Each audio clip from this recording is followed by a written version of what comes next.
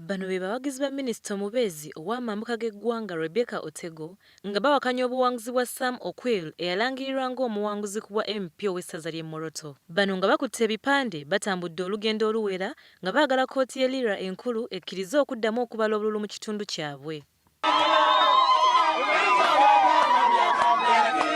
Bano baagala amagombolola 3 okuli Abia, Aloy ne Akura gaddemu gabalibwe kubanga balumiriza nti ebyava mu kulonda byakyusibwa omuntu waabwe n'awangulwa.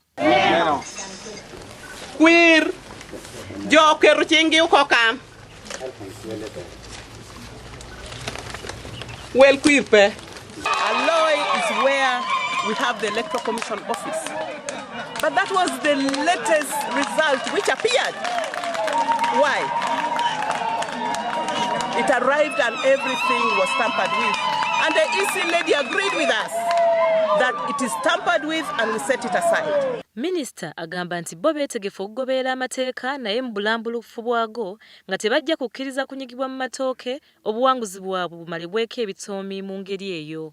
For us, we are insisting that as NRM, as a party, we should find out what happened.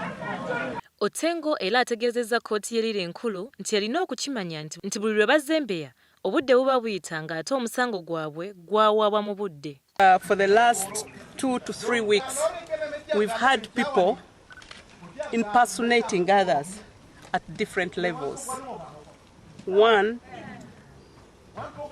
there are people who have been calling and saying they're from State House, but when you try to verify, they're not.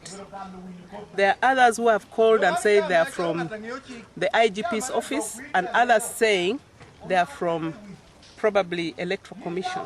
Mu kusooka, kkooti ento e Lira yasooka nekkiriza okuddamu okubala obululu bwa Sam Okwel ne Minisita Rebecca Otengo obw'eggombolola 3 okuli Abia, Aloy ne Akura mu ssaza ly'e Moroto, kyokka ate kkooti enkulu n'ekuyimiriza ekintu ekyatabudde abatuuze nga baagala kkooti eno enkulu e Lira ekkirize okubala obululu buno.